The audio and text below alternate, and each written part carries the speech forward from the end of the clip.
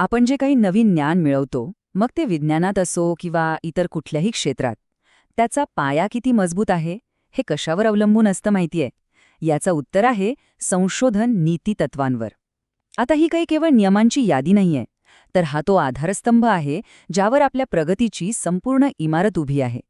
चला तर मग आज याच महत्वाच्या पायाबद्दल जरा खोलात जाऊन बोलूया. चला, एका साध्या प्रश्नापासून सुरुवात करूया. विचार करा की एका संशोधनानं आपल्याला अगदी अचूक आकडेवारी दिली, पण ती मिळवण्यासाठी वापरलेली पद्धतच जर चुकीची असेल, अनैतिक असेल, तर मग त्या अचूकतेचा काही अर्थ उरतो का? नाही ना. हाच प्रश्न आपल्याला आजच्या चर्चेचा अगदी केंद्रस्थानी घेऊन जातो. तर संशोधनाचा खरा पाया आहे नीतितत्व. म्हणजे काय? तर ही तत्त्व संशोधकाची जबाबदारी काय आहे हे ठरवतात. आणि सगळ्यात महत्त्वाचं म्हणजे ज्यांच्यावर किंवा ज्या गोष्टींवर संशोधन केलं जातंय त्यांच्याबद्दल आदर आणि प्रामाणिकपणा जपला जाईल याची एक प्रकारे खात्री देतात.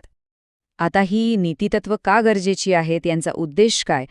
तर मानवी प्रतिष्ठेचं रक्षण करणं, सहभागींना कोणतीही इजा न पोचवता त्यांना फायदा मिळवून देणं, त्यांची पूर्ण माहिती देऊन संमती घेणं आणि त्यांची प्रायव्हसी जपणं. थोडक्यात सांगायचं झालं तर हे सगळं प्रसिद्ध बेलमॉन्ट रिपोर्टमध्ये सांगितलेल्या 3 मुख्य तत्वांभोवती फिरतं: व्यक्तींचा आदर, परोपकार आणि न्याय. मग हे जे काही चांगलं आणि विश्वासार्ह संशोधन आहे, त्याची इमारत नेमकी कोणत्या स्तंभांवर उभी असते? चला, या पायाभूत तत्वांना म्हणजे या पिलर्सना एक एक करून समजून घेऊया. यातला पहिला आणि सगळ्यात महत्त्वाचा स्तंभ आहे प्रामाणिकपणा. म्हणजे संशोधकाने आपला डेटा, त्याचे निष्कर्ष आणि वापरलेल्या पद्धतींबद्दल 100% प्रामाणिक असायला हवं. कोणतीही लपवाछपवी किंवा फेरफार इथे अजिबात चालत नाही. दुसरा स्तंभ आहे अखंडत्व. याचा सरळ अर्थ आहे की आपल्या कामाशी आणि मूल्यांशी पूर्णपणे वचनबद्ध राहणं. संशोधनात सातत्य आणि एकनिष्ठता ठेवणं हेच अखंडत्वाचं खरं लक्षण आहे. यानंतर येतो वस्तुनिष्ठतेचा मुद्दा.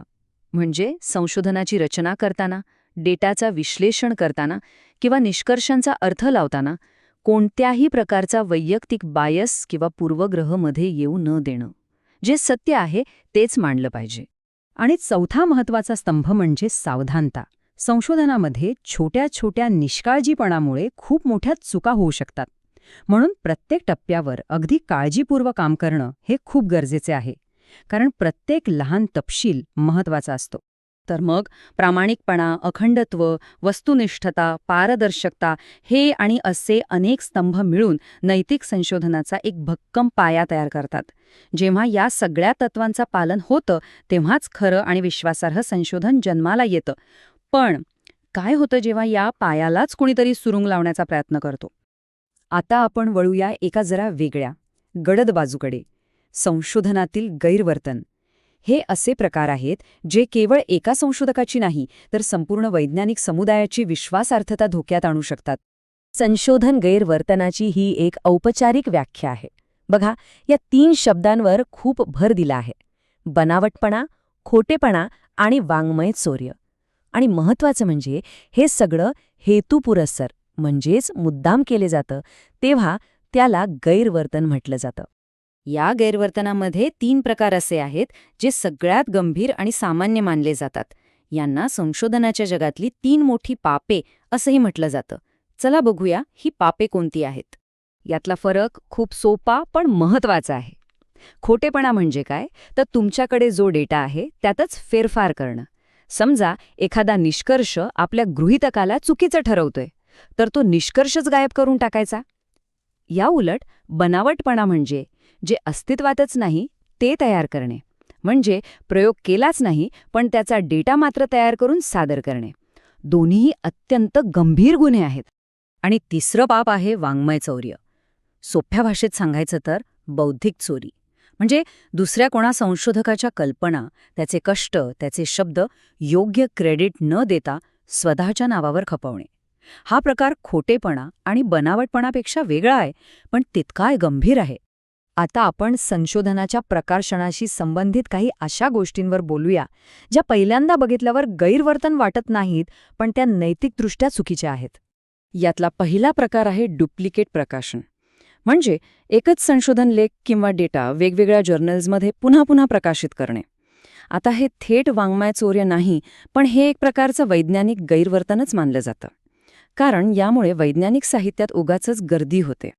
आणि मग येतो एक फारच गमतीशीर प्रकार, ज्याचं नाव आहे सलामी स्लायसिंग. जसं सलामीचे पातळ काप केले जातात ना, अगदी तसंच एका मोठ्या भरीव संशोधनाचे लहान लहान तुकडे करून त्याचे अनेक पेपर्स प्रकाशित करायचे. यालाच म्हणतात सलामी स्लायसिंग. मग प्रश्न येतो की संशोधक असं करतातच का? तर त्याची कारणं इथे स्पष्ट दिसतात. आपल्या नावावर जास्तीत जास्त पेपर्स दिसावेत, त्यातून प्रसिद्धी मिळावी, करिअरमध्ये लवकर प्रगती व्हावी आणि संशोधनासाठी जास्त निधी मिळावा, याच दबावामुळे अनेकजण या मार्गाचा अवलंब करतात. तर आपण पाहिलं की नैतिकतेचे नियम तर अगदी स्पष्ट आहेत. तरीही गैरवर्तन का होतं? याच्या मुळाशी काय आहे? ही केवळ एखाद्या व्यक्तीची चूक आहे की प्रकाशित करा किंवा नष्ट व्हा, म्हणजे पब्लिश ऑर पेरिश यासारखा व्यवस्थेचा दबाव आहे? संशोधनात प्रामाणिकपणा टिकवून ठेवण्यापुढील सर्वात मोठं आव्हान कोणतं आहे, हा प्रश्न खरंच विचार करायला लावणारा आहे.